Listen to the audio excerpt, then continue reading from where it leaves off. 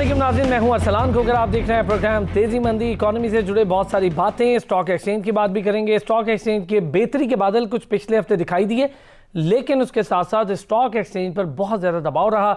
जब 2000 पॉइंट्स के आसपास गिरावट का शिकार हुई अचानक से स्टॉक एक्सचेंज, और दोबारा से 43 और 42 के बीच में जाके खड़ी हो गई, जो कि एकदम से ऊपर जा रही थी। और लोगों का ये ख्याल था, जो एक्सपेक्टेटर्स हैं, कि 50 और 50 प्लस हो जाएगी एक बार फिर से स्टॉक एक्सचेंज, जो कि लास्ट 2 इयर्स पहले देखी गई थी, लेकिन ऐसा नहीं हुआ। बहरहाल स्टॉक मार्केट में बेहतरी है, लेकिन कहीं कहीं पर बहुत सारी चीज़ें हैं जिनमें बेहतरी की ज़रूरत है। स्टेट बैंक ने शरह सूद 7 पर बरकरार रखी, मॉनेटरी पॉलिसी को रिवाइज़ कर दिया गया। IMF ने मुख्तलिफ शराइत आयद की हैं, जिसकी बुनियाद पर इनकम टैक्स की छूट का मामला जो है वो ख़त्म किया जा रहा है। इसका क्या असर पड़ेगा, कितना प्रेशर पड़ेगा, चूँकि ये डायरेक्टली आवाम से रिलेटेड है फैसला। महंगाई का एक नया तूफान इससे आ सकता है, क्या मामला, इस पर भी बात करेंगे। फिर हुकूमत ने महंगाई का नया तूफान लाने से पहले ही बिजली महंगी करने का फैसला कर लिया। 65 पैसे फी यूनिट महंगी हो जाएगी।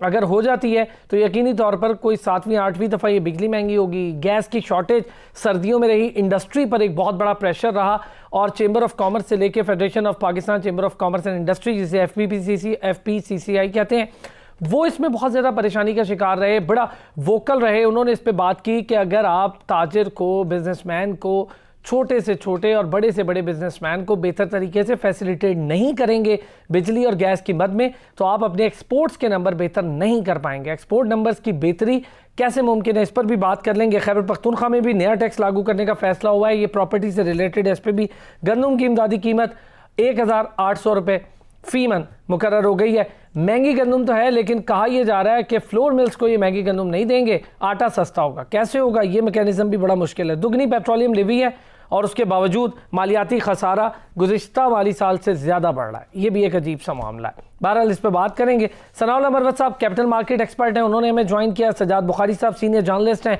मईशत और इक्तिसादियात पर गहरी नज़र रखते हैं, स्टूडियोज़ में हमें ज्वाइन किया है। नासिर हयात मग्गू साहब प्रेसिडेंट हैं FPCCI, उन्होंने हमें स्पेशली ज्वाइन किया। तीनों हज़रात का बहुत शुक्रिया। सनाउल्लाह मरवत साहब, सर मेरी आवाज़ आ रही है? जी बिल्कुल, आपकी आवाज़। सनाउल्लाह साहब, क्या मामला है सर? बड़ी अच्छी जा रही होती है, ब्रेक लग जाती है, 42 पे चली गई, लोगों का तो बड़ा सांस रुक गया था सर। बहुत शुक्रिया अरसलान। ऐसे है कि जैसे अब आपकी नॉलेज में है कि सेनेट के इलेक्शन थे, और PDM का जो है वो धरना प्लस लॉन्ग मार्च की खबरें, और फिर सेनेट चेयरमैन की जो है वो सिलेक्शन, तो इस वजह से मार्केट में बिल्कुल जो है वो डिक्लाइन देखा गया था।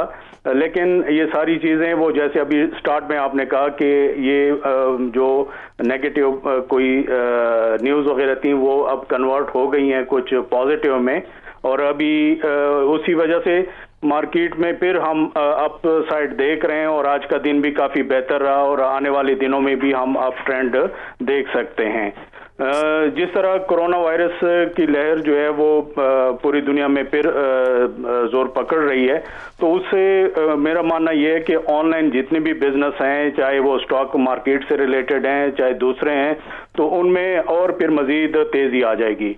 जो पिछले साल 2020 में जनवरी में शुरू में जो पूरे ग्लोबल मार्केट्स में हमने डिक्लाइन देखा था, मार्च में फिर रिकवरी आई, तो वो अवेयरनेस लोगों में आ चुकी है। इससे जो है वो मार्केट अब जैसे आज हफ्ते का पहला दिन था, तो उसमें भी मार्केट ने इस चीज़ को जो है वो असर नहीं लिया, और मार्केट में तेज़ी देखी गई, और आने वाले दिनों में भी ये तेज़ी हम बरकरार रखती। ठीक है नासिर साहब, सर आप बड़े वोकल रहे जब गैस का मसला रहा, बिजली का मसला रहता है, मैं देखता रहा, मुख्तलिफ हवालों से आप बात करते रहे इस पर।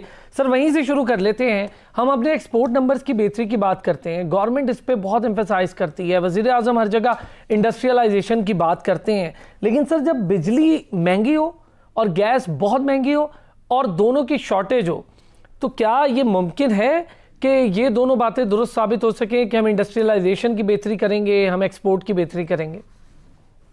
देखिए, सबसे पहले जो इम्पोर्टेंट बात है कि infrastructure, ease of doing business और यूटिलिटी की प्राइसेस, जहाँ ये ठीक नहीं होगा, एक सेक्टर शायद कोई तरक्की कर ले और टेम्परेरी मुल्क को रिलीफ मिल जाए, बट लॉन्ग टर्म में ये सारी चीज़ जो है कभी भी हमारे लिए सूदमंद साबित नहीं होगी। अब जो एक्सपोर्ट हो रही है उनको एक ख़ास प्राइस दी हुई है, अब उसके लिए भी इन्होंने एक नया सिलसिला किया कि कैप्टिव पावर यूनिट्स बंद कर रहे हैं, उनको सब गैस बंद कर रहे हैं।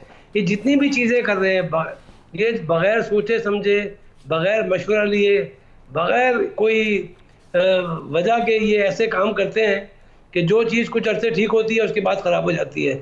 अब इन्होंने तकरीबन पंजाब में और सिंध में काफ़ी कैप्टिव पावर यूनिट्स को बंद गैस की सप्लाई देने से मना कर दिया है। खुद इनके पास सप्लाई देने का कोई मौसर तरीका नहीं है, लोड शेडिंग करते हैं, क्वालिटी ऑफ जो यूटिलिटी है वो अच्छी नहीं होती। और उन लोगों ने जब प्लांट लगाए और इतने बड़े पैसे खर्च करके कैप्टिव पावर पे आए हैं, चीज़ें ठीक चल रही हैं, तो अब आप लोगों ने कहा कि नहीं जी इसको कोई ना कोई तरीका ऐसा करो कि ये काम ना हो, और रोक दिया। अब पावर प्लांट बंद कर रहे हैं, लोग परेशान हैं, और सप्लाई का तो आपको पता ही है ना, इनके पास सिस्टम है पावर का। इनको तो चाहिए ना कि पहले अपना इंफ्रास्ट्रक्चर ठीक करें, कोई चीज़ भी करनी है उसकी तैयारी करें। एकदम ऐलान किया हमारे पास बहुत बिजली है इसलिए हम आपको देना चाहते हैं, जो पहुंच नहीं सकती। ये बात दुरुस्त है, ये बड़ी इंपॉर्टेंट बात की है सजाद साहब। मैं चाहूँगा कि ज़रा आप बड़े क्रिटिकल व्यूज़ भी रखते हैं बहुत सारी चीज़ों पे। सर दो चीज़ें, एक हम अपने इंफ्रास्ट्रक्चर पे काम ना करें, और दूसरी तरफ हम कहें ईज़ ऑफ बिज़नेस, जिसका आपको भी पता है मुझे भी पता है। लोग अगर किसी अप्रूवल के लिए जाते हैं तो को 22 महकमों में जाना पड़ जाता है उनको एक बिल्डिंग बनाने के लिए, और फिर कई जगह पर रिश्वत सतानी वाला मामला है जिसका हम कहते हैं कि नहीं हो रही, लेकिन हो रही है। अब ख़ुद नासिर साहब कह रहे हैं ये बात, और बड़े वोकल पर्सन है नासिर साहब, इस पर बहुत ज़्यादा बात करते दिखाई दे। सर इंफ्रास्ट्रक्चर एक तरफ, इंडस्ट्रियलाइजेशन एक तरफ, महंगाई अपनी जगह, बिजली गैस का महंगा होना, ये सारे एक साथ के मसाइल हैं। क्या बेहतरी आ रही है कुछ चीज़ों में? बहुत शुक्रिया आपका अफरान, और ख़ास तौर पर क्योंकि मैं कोई इकोनॉमिस्ट तो हूँ नहीं है, मेरा एक जर्नलिस्टिक एक व्यू होता है, और ओवरऑल जो है इसका ट्रिकल डाउन इफेक्ट जो है उस पर मैं ज़रूर बात करूँगा। अभी नासिर साहब ने बड़ी इंपॉर्टेंट बात की थी, आपको याद होगा कि हमारा ईज़ ऑफ डूइंग बिज़नेस में हमें 28 दर्जा बेहतरी का एक अच्छा इंडिकेटर और एक अच्छा पॉजिटिव साइन मिला था, और हम बड़े खुश भी उससे हुए थे। लेकिन हम एक चीज़ भूल गए थे कि उसमें कॉस्ट ऑफ डूइंग बिज़नेस के बगैर आप ईज़ ऑफ डूइंग बिज़नेस से कोई क्रेडिट या फ़ायदा नहीं उठा सकते, ठीक है। तो कॉस्ट ऑफ डूइंग बिज़नेस की जो हालत है वो नासिर साहब ने भी आपके सामने जिक्र कर दिया। अब जहाँ तक प्रोडक्शन हाउसेज़ की बात करते थे और जिस तरीके से बताया जा रहा है, तो एक बात यहाँ पे करना बहुत ज़्यादा ज़रूरी है। इस गवर्नमेंट का को एक क्रेडिट मिलना था, और इस क्रेडिट का वादा भी किया था कि जी मैन्युफैक्चरिंग साइड्स की बात करें, प्रोडक्शन की बात करें, तो हमारे पास है, बिजली भी बहुत है, डिस्ट्रीब्यूशन हमने करने, इंफ्रास्ट्रक्चर हमने देना है, ट्रांसमिशन लाइन्स देनी थी नई। अब आप देखिए कि आज भी वही सर्कुलर डेट जिसकी बार बार बात की जाती थी, गर्दिशी कर्जे, IPPs, वही ब्लैकमेलिंग की बात करती थी। तो आज इस हुकूमत से हम भी ये पूछते हैं कि क्या वही IPPs के मामलात, वही 1100 से 2300 अरब के करीब जो है आपने सर्कुलर डेट को पहुंचा दिया है। तो आज भी वही इशू है, हमारा जो गैप है, यानी प्रोडक्शन का देखें, कॉस्ट ऑफ प्रोडक्शन को देखें, फिर आप डिलीवरी देखें, फिर उस पर एक सब्सिडी का मामला जो कभी जो है वो तो हलाल होती है और फिर कभी वो हराम हो जाती है। हम कौम को क्यों ये नहीं बताते कि IMF का चुंगल या बेल आउट पैकेज किन सरकमस्टांसिस के तहत हुआ, किन पैरामीटर्स के तहत हुआ, क्या उसके ऊपर शराइत थी, क्या स्टेट बैंक आज भी वही कर रहा है, वही नोट छाप रहा है, या उस नोट छापने में कुछ पाबंदी आ गई है। अब हैरत की बात मैं आपको बताऊं, हम रिजर्व्स की बात करते हैं, आप देखिए रिजर्व्स बहुत इंपॉर्टेंट होते हैं, हमारी रिजर्व्स में बहुत इजाफा भी हुआ और 82% इजाफा हुआ, यानी मैंने देखा कि बहुत अच्छा इजाफा था, लेकिन ये 13 के करीब रहे, 13 इससे ये बढ़ने के इम्कानात जो थे, जो हमें दिखाई दे रहा था कि ये बढ़ जाएंगे, लेकिन वो भी बढ़े नहीं, 20 अरब डॉलर तक चले पहुंच जाएंगे, वो हमें नहीं बढ़े, ठीक है। लेकिन अगर हम माजी की हुकूमतों की बात करें तो हम उस पर बिल्कुल क्रिटिसाइज करते हैं, और क्रिटिसाइज करना भी चाहिए, लेकिन क्रिटिसाइज हम तब कर सकते हैं जब हम कंपैरेटिवली एक जायजा लें कि जी कंपैरेटिवली किसकी जो इकोनॉमिक पॉलिसीज बहुत अच्छी थी। मुझे बड़ी अच्छी तरह याद है, मैं एक बात यहाँ पे जरूर कहूँगा कि मंतक नहीं समझ आती बाज़ औक़ात, कुछ इस तरह की आपकी स्ट्रिक्ट मॉनिटरिंग पॉलिसीज़ होती, इकोनॉमिक पॉलिसीज़ होती हैं। आपको याद होगा कि अचानक एक पॉलिसी सामने आई कि जी जिसके पास 5 लाख रुपए हो गए, उसके घर जो FBR को इतना अथॉराइज्ड कर दिया गया कि FBR उसके घर में जाके छापा मार देगी। ऐसा ही हुआ, ठीक।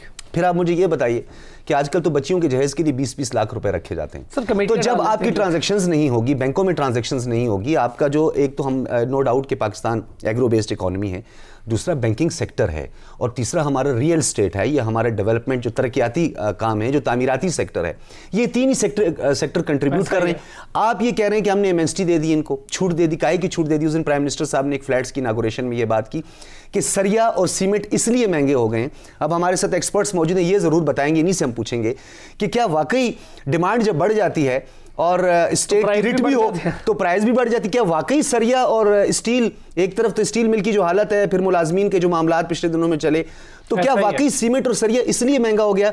तो मैं ये समझता हूं कि अल्फाज का गोरख धंधा जो होता है उसमें आवाम को समझ नहीं आती है। एज ए जर्नलिस्ट मैं ये बात समझूंगा कि inflation the most important factor, एक आम आदमी जो पाकिस्तान की पॉपुलेशन जो पिस रहा है वो है उसकी इन्फ्लेशन। इंडोनेशिया में भाईजान 1.5 है जी, और आपके बांग्लादेश में भी अगर मैं गलत हूं 3 से 4 है। हम यहाँ पर इस वक्त हाईएस्ट इन्फ्लेशन क्यों है? हाईएस्ट इन्फ्लेशन इसलिए है कि जहां पे आपको सब्सिडी देनी होती है वहां तो आप देते नहीं, वहां आराम होती है। वैसे आप गैर जरूरी तौर पे सब्सिडीज खत्म हो रही हैं। खैबर पख्तूनख्वा में भी आपको याद होगा वो स्कैंडल भी कितना ज्यादा सामने आया। तो मैं ये समझता हूं कि इस वक्त 25 खरब से जो 35 खरब का सफर है, उस सफर के अंदर क्या गलतियां हुई हैं, उन गलतियों को हाईलाइट किया जाए। ये करंट अकाउंट डेफिसिट के चक्कर में, गोरख धंधे में हमें ना फंसाया जाए। उसकी एक वजह कोविड भी है। हमें यह बताया जाए कि आपका ग्रोथ रेट क्यों -4 से अब -15 तक जाने के इम्कानात जो हैं वो जाहिर हो गए। ये हमने नहीं कहा, ये बैनुल-अक़वामी इदारे कह रहे हैं। अच्छा, मैं सजाद साहब, ये बड़ी बहुत सारी चीज़ें आपने काफ़ी सारे पहलू खोल दिए। मैं चाहूँगा ज़रा स्टेप बाय स्टेप इन चीज़ों पे बात भी कर लेते हैं। नासिर साहब, सर जिक्र हो रहा है, अगर मैं आपसे बेहतर जानना चाहेंगे सर, जो इंडस्ट्रियलाइजेशन जिसका मैं पहले भी जिक्र कर रहा था, अभी सजाद साहब ने भी 2-3 चीज़ें आगे रख दी हैं। हम एक ख़ास किसी एक सेक्टर को मराद देने की बात करते हैं या 2 सेक्टर को, चले टेक्सटाइल को भी देने की बात करते हैं, लेकिन क्या हमारी एक्सपोर्ट्स इन 2 चीज़ों पर मुनसर करती होंगी कि या तो हम डेवलपमेंट सेक्टर या जिसे हम कह लें कि कंस्ट्रक्शन सेक्टर को कुछ सनत का दर्जा देकर उसे मराद दे दें, या फिर टेक्सटाइल सेक्टर? क्या बाकी हमारे पास और कोई ऐसी चीज़ नहीं जिसे हम एक्सपोर्ट कर सकें? देखिए, 2-3 बातें मुझे करनी है। एक तो मुझे IMF की बात करनी है कि IMF की कंडीशन, IMF ने कभी इनको नहीं कहा कि ये करो वो करो। IMF ने कहा कि आप अपना फिस्कल डेफिसिट कम करें, जो ये करने को तैयार नहीं है, क्योंकि इनकी पॉलिसीज ऐसी हैं। अगर IMF को आप कहें जी हम इतने बिलियन और जमा कर सकते हैं, आपने जमा करके दिए, उसको क्या ज़रूरत है आपको 1440 अरब की ये महंगा कर दो, 200 अरब वो महंगा कर दो। सबसे जो लोगों को कंफ्यूज किया हुआ इन्होंने, इनकी अपनी परफॉर्मेंस देखें बिल्कुल ज़ीरो है। अब हमारे पास जो FBR टैक्स जमा करता है 4% ये करते हैं, बाकी सब वो है डायरेक्ट जो आ जाता है, जो सिस्टम से मिलता है। अगर ये पॉलिसी ठीक करें और आपके महसूलात जो है, आपकी कलेक्शन जो है 6000 अरब पे पहुंच जाए, तो IMF आपको नहीं कहेगा कि बिजली महंगी करो, ये महंगा करो, वो महंगा करो। नंबर 1।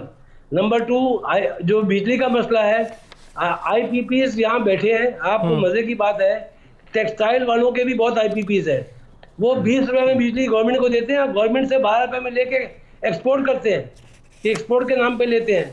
ये आपने सुना है किसी मुल्क में कि गवर्नमेंट को 20 की बेचें और खुद 12 की लें उनसे? तो ये सेक्टर को बेसिकली रिफॉर्म करने की जरूरत है। अच्छा, मैं चाहूंगा नासिर साहब, आप हजरात हमारे साथ ही रहे, एक छोटा सा ब्रेक लेना है, मैं ब्रेक से वापस आता हूं तो बात को यहीं से कंटिन्यू करते हैं।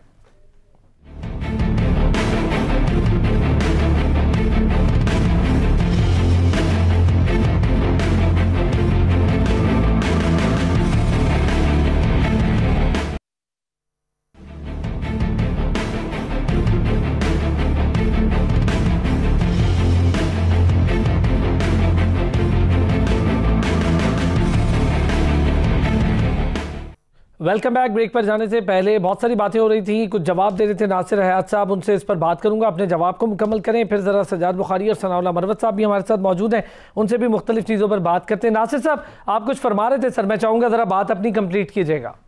जी, मैं ये एक तो कहता कि IMF की बात जो ये करते हैं, IMF ने तो उनको एक टारगेट दिया है पैसे कलेक्ट करने का। जब ये नहीं करते तो वो कहते हैं बिजली पे से ले लो, यहाँ से ले लो। असल जो चीज़ है, अगर ये चीज़ें ठीक करें, एक नॉर्मल टैक्स लें, तो इनको इतने पैसे मिलेंगे, लेकिन इनको अपना इख्तियार छोड़ना पड़ेगा, जो ये छोड़ने को तैयार नहीं है। 500 किस्म के टैक्स है। इंपोर्ट के ऊपर कोई इंडस्ट्री माल मंगाती है, 30-40% उससे वहाँ ले लेते हैं। सेल टैक्स ले लेते हैं जब माल प्रोडक्शन नहीं हुई, इनकम टैक्स ले लेते हैं माल बिका नहीं। तो ये सारे सिलसिला एक जो इस निज़ाम में पैराडिम शिफ्ट चाहिए अगर ये चीज़ें ठीक करना चाहते हैं।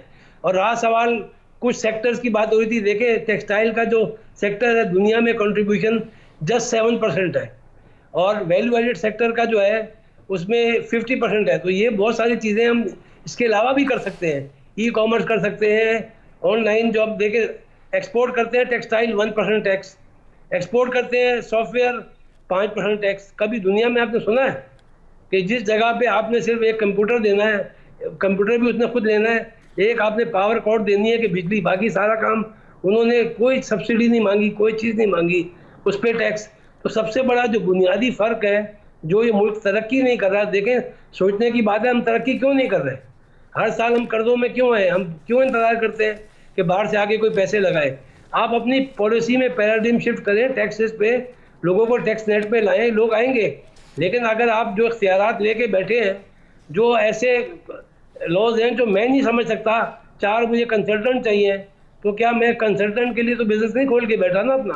तो बेसिकली मैंने कभी प्राइम मिनिस्टर को भी प्रपोजल दिया है जिसमें कहा है कि टैक्स नेट कम करें, और 10 मिसालें दी हैं दुनिया की जहाँ भी टैक्स कम हुआ है वहाँ बहुत ज़बरदस्त ग्रोथ हुई है। तो ये जो पेनल्टी और ये जो पेनलाइज करना और इस तरह के चीज़ें लेके लोगों के पीछे लगे हुए हैं, who will come in the tax net.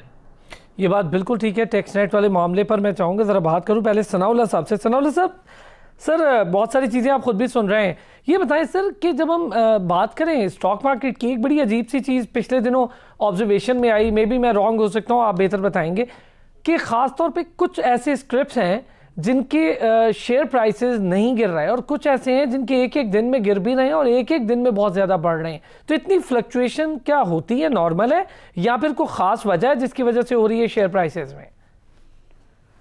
इसमें अरसलान जो टेक्नोलॉजी का सेक्टर है, तो ऑनलाइन बिजनेस जिस तरीके से पूरी दुनिया में बढ़ा है, तो हमारे यहाँ पाकिस्तान में भी स्टॉक मार्केट और स्टॉक मार्केट से हट के बाकी जो ऑनलाइन बिजनेस हैं वो बढ़े हैं। उसी वजह से ये टेक्नोलॉजी का सेक्टर काफ़ी ज़्यादा बढ़ चुका है और मज़ीद भी उसमें ऊपर जाने के चांसेस हैं जो कि नज़र आ रहे हैं।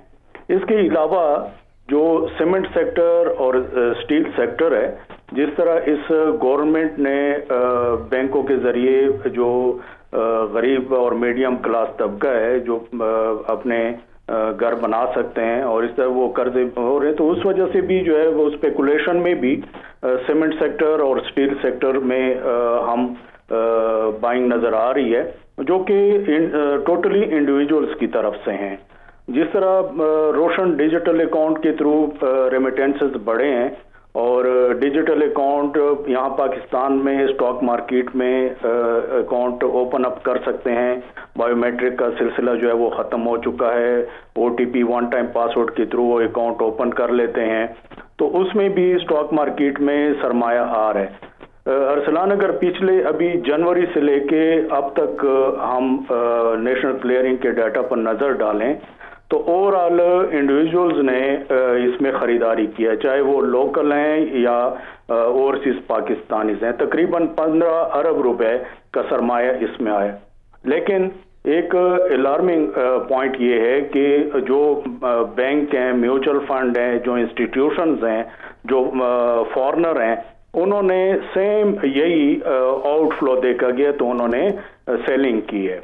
तो इसमें एक पॉइंट ये सामने आता है जो हमारे सुनने वाले हैं ओवरसीज पाकिस्तानीज और हमारे जो पाकिस्तान में जो डिजिटल अकाउंट के थ्रू अभी अकाउंट ओपन कर रहे हैं, तो बहुत ज़्यादा एहतियात की ज़रूरत है। इस तरीके से एग्रेसिव तरीके से स्टॉक मार्केट में इन्वेस्टमेंट ना करें। जब इंस्टीट्यूशन सेलिंग कर रहे हैं और वो बाइंग में आ रहे हैं, तो कहीं मार्केट जब पिछले दिनों इसमें डिक्लाइन आया था तो उनके लॉस के चांसेस बढ़ जाते हैं। इसके लिए हम अक्सर अपने जो छोटा इन्वेस्टर है उसके लिए ये हम कहते हैं कि जी स्टॉप लॉस के साथ आप पोजीशन जो है कैरी किया करें, अपने प्रॉफिट टेकिंग जो है वो सामने लाजमी रखा करें। डेली बेसिस पे भी अपने ब्रोकरेज हाउस के जो रिसर्च डिपार्टमेंट है उनसे कंसल्ट करें और उसी हिसाब से जो है अपना सरमाया लगाएं। तो ये एक वजह है अरसलान, जो कि पूरे जैसे आपने पूछा स्टॉक मार्केट में हम तेजी देख रहे हैं और ओवरसीज की पाकिस्तानी की वजह से ज़्यादा इसमें हमने इनफ्लो देखा जी। ठीक, बहुत बहुत शुक्रिया सनाउल्लाह मरवत साहब, आपने हमें आज वक्त दिया और बहुत सारी बातें भी हो गई स्टॉक मार्केट पर। सजाद बुखारी साहब, नासिर साहब ने जो कुछ कहा है मैं चाहूँगा ज़रा इस पर थोड़ी सी रोशनी आप भी डालें। ये बात दुरुस्त है कि हम IMF के प्रेशर की बात ज़रूर करते हैं, IMF की वजह से पेंशन्स पर नज़ला गिरा देते हैं, IMF की वजह से हम मरात पर नज़ला गिरा देते हैं, तनख्वाहों पर नज़ला गिरा देते हैं, IMF की वजह से बिजली महंगी कर रहे हैं, IMF की वजह से क्या हम अभी तक 3 साल होने वाले हैं गवर्नमेंट को, कोई ट्रेड पॉलिसी नहीं वाजे कर पाए, अभी तक आई ही नहीं है। मुरतब हो रही हैं चीज़ें, पेंडिंग में है, कंसिडरेशन में है। कितना बड़ा ये लॉस है ट्रेडर्स के लिए, बिजनेस के लिए, पाकिस्तान के लिए भी। 5500 बिलियन रुपीस का टारगेट रखा गया था बिहार की जानिब से। उस रेवेन्यू टारगेट के बारे में हिसाब भी लेना ज़रूरी है कि क्या वो रेवेन्यू टारगेट पूरा किया या सरप्लस में गया या मजीद उससे ज़्यादा अचीव किया। एक तो ये सवाल है, वहाँ जो डेफिसिट होगा या वहाँ जो कमी होगी उसका एक इफेक्ट जो है ओवरऑल आपके सिस्टम पे आएगा। लेकिन जो आपने स्टॉक मार्केट के हवाले से सना साहब से भी बड़ी अच्छी बात की, तो उन्होंने कुछ चीज़ों को घुमा फिरा भी दिया माजरत के साथ, और उन्होंने रेमिटेंसेस का और ओवरसीज़ का जिक्र कर दिया। नवंबर में आप ज़रा पूछ लें कि रेमिटेंसेस में कितनी कमी आई थी और अब तक रेमिटेंसेस में कितनी कमी आई है। फिर उसके बाद इंपोर्ट एक्सपोर्ट का जो बार बार करंट अकाउंट डेफिसिट की बात करते हैं, आप मुझे ये बताएं कि आपने कितना एक्सपोर्ट कम किया है, क्वालिटी कंट्रोल जो है उस पर आपने अपनी क्या तवज्जो दी है, आपने मैन्युफैक्चरिंग साइड पर क्या तवज्जो दी है। यानी आप वैसे तो मीठा मीठा हप हप और कड़वा कड़वा थू थू करते रहते हैं, क्या इज दैट राइट? यानी अल्फाज के अंदर आप लोगों को फंसाने की बहुत कोशिश करते हैं। मैं एक आम आदमी का सवाल करता हूं, मैं एक आम आदमी के लिए पूछना चाह रहा हूं, स्टॉक मार्केट जब 50,000 या 54,000 की नफसियाती हद अबूर करता है और उसका 100 इंडेक्स पर डे 12 से 1500 तक बढ़ता है, तो क्या आप उस वक्त उसको क्रेडिट नहीं दे, उसको डिस्क्रेडिट आप रखते रहे? आपने कहा ये तमाम का तमाम आर्टिफिशियल है। आज आप जब डॉलर को स्टेबल रखने की बात करते हैं तो पहले वाला आर्टिफिशियल था, अब उसको स्टॉक मार्केट। सर एक छोटे से ब्रेक, ये बात बड़ी दुरुस्त है कि एक बार उसके बारे में कुछ व्यूज और अब कुछ व्यूज, जब असद उमर साहब थे तो कुछ और कह रहे थे, असद उमर साहब गए तो बात कुछ और हो गई। वापस आते हैं एक ब्रेक से, तो अपनी बात को यहीं से जोड़ेंगे।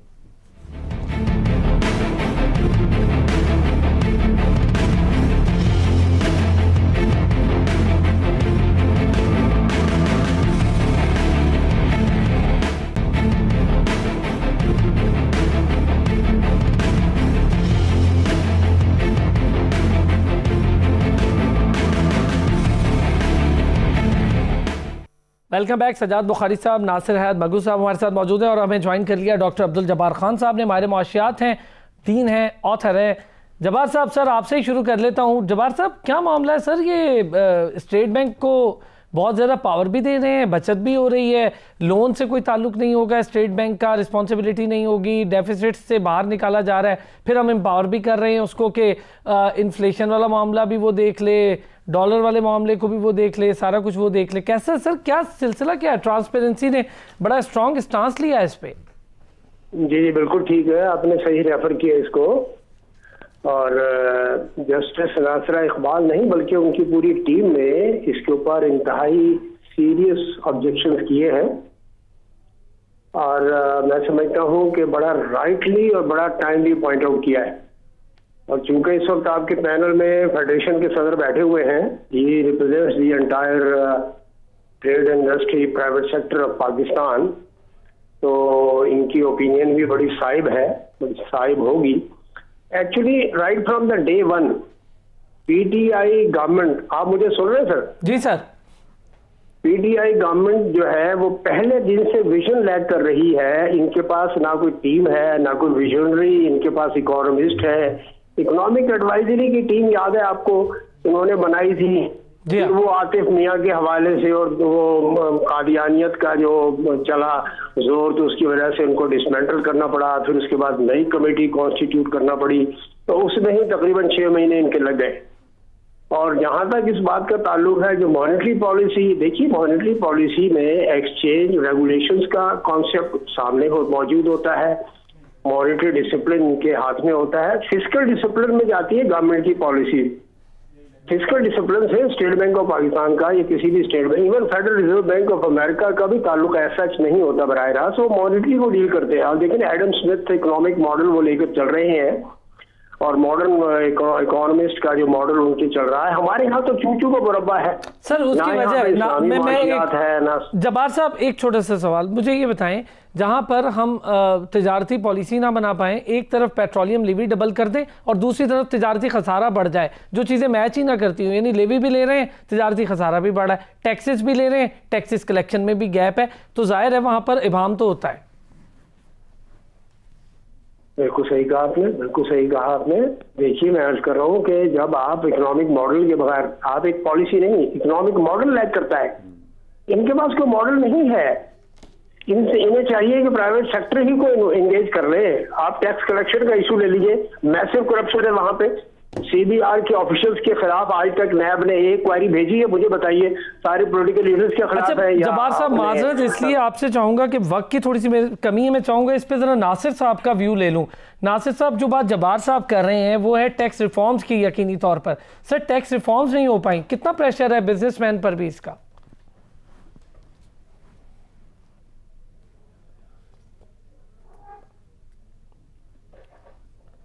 अच्छा नासिर साहब, मेरे ख्याल आपकी आवाज़ कुछ वहाँ से नहीं आ पाई हमें। मैं चाहूँगा सजाद साहब इस पे आप एक कमेंट कर दें कि हम लोग टैक्स रिफॉर्म्स नहीं कर पा रहे, उसकी बात तो करते हैं। डॉक्टर साहब ने भी बड़ी एक ज़बरदस्त बात की, उन्होंने कहा मॉडल की उन्होंने बात की, हमें मॉडल अडॉप्ट करना है।